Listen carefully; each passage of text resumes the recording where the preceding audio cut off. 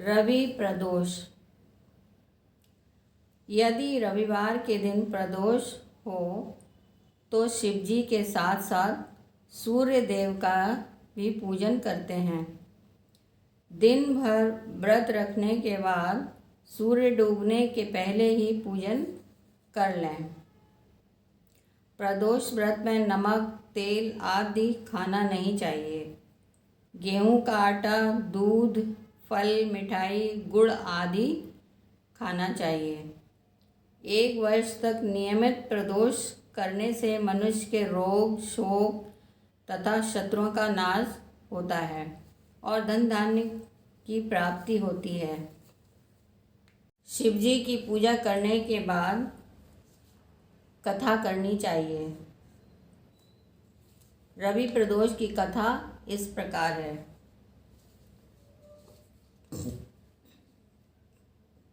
एक बुढ़िया थी।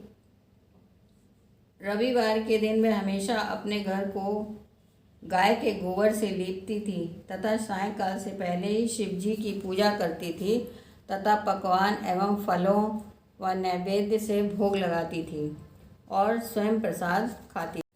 इससे शिवजी एवं सूर्य देव उस बुढ़िया के ऊपर अत्यंत प्रसन्न हो गए और उसके पास किसी प्रकार की कमी भी नहीं रही। उसकी प्रसन्नता को देखकर पड़ोसिन को उसके ऊपर बड़ी ही ईर्ष्या हुई। उसने अपने मन में सोचा कि यह बुढ़िया मेरी गाय के गोबर से अपना घर लीपती है, इसी कारण इसको धन धान्य की प्राप्ति हुई है। अतः उसने अपनी गाय को घर के भीतर बांधना शुरू कर दिया, जिस कारण बुढ़िया को अगले रविवार को जब गोबर नहीं मिला तो उसने अपना नियम भंग जानकर बहुत ही चिंता की और बिना कुछ भोजन बनाए खाए ही वह सो गई। रात में भगवान ने उसे स्वप्न दिखाया और कहा कि तुम्हें आज गोबर नहीं मिला, जिसके कारण तुमको बड़ा कष्ट हुआ है। अतः मैं तुमको एक ऐसी गाय देता हूँ जिससे तुम्हारे सभी कष्ट दूर होंगे और मनोकामनाएं पूर्ण होंगी। सुबह उस बुढ़िया ने देखा कि आंगन में अपने बछड़े के साथ एक सुंदर गाय खड़ी है। बुढ़िया को स्वप्न की बात याद आई और उसने बड़ी प्रसन्नता से गाय को ले जाकर बाहर बांध दिया। बुढ़िया की गाय को देखकर पड़ोसिन को और अधिक ईर्ष्या हुई। वह गाय सोने का गोबर देती थी। यह देखकर पड़ोसिन अधिक आश्चर्य में पड़ गई। उसने उस गोबर को उठाकर उसकी जगह अपनी गाय का गोबर रख दिया। इस प्रकार पड़ोसिन को यह नित्य का कार्य हो गया। बुढ़िया को यह पता भी नहीं था कि उसकी गाय सोने का गोबर करती है। तब भगवान ने सोचा कि इस प्रकार तो बुढ़िया को कुछ भी लाभ मिलेगा नहीं।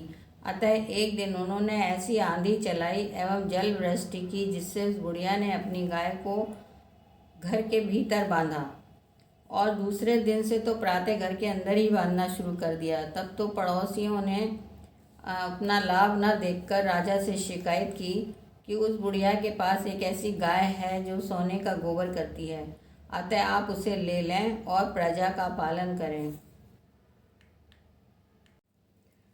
राजा को यह बात जच गई और उसने बुढ़िया की गाय मंगवा ली, किंतु भगवान की कृपा से उस दिन गाय ने सोने का गोबर न करके साधारण गोबर ही किया। तब राजा ने उस बुढ़िया को बुलाकर पूछा कि तुम्हारी गाय वास्तव में सोने का गोबर देती थी?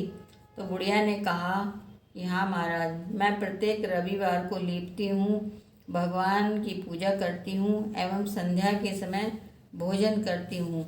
उसी के प्रभाव से यह गाय मुझे प्राप्त हुई है और सोने का गोबर दे रही है। पड़ोसियों के कहने से आपने मेरी गाय छीन ली है। यदि आपके पास यहाँ सोने का गोबर नहीं देती है तो इसमें मेरा क्या दोष? बुढ़िया की बात सुनकर राजा ने उसकी गाय वापस कर दी तथा उससे क्षमा याचना की। राजा ने पड़ोसियों को दंड दिया तथा संपूर्ण राज्य में घोषणा करवा दी कि सभी लोग रविवार को व्रत करें और राजा ने स्वयं यह व्रत आरंभ किया, जिससे राजा और प्रजा प्रसन्न हो गए और राज्य की निरंतर प्रगति हुई।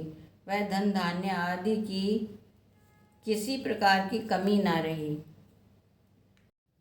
आप लोग हमारे चैनल को लाइक और सब्सक्राइब कीजिएगा और कथा को आधा मत छोड़िएगा। प्रदोष व्रत के पार्ट 3 में सोमवार व्रत कथा यानी कि सोम प्रदोष की कथा का वर्णन मैंने किया है। आप लोग आगे वाले वीडियो को ज़रूर देख लीजिएगा।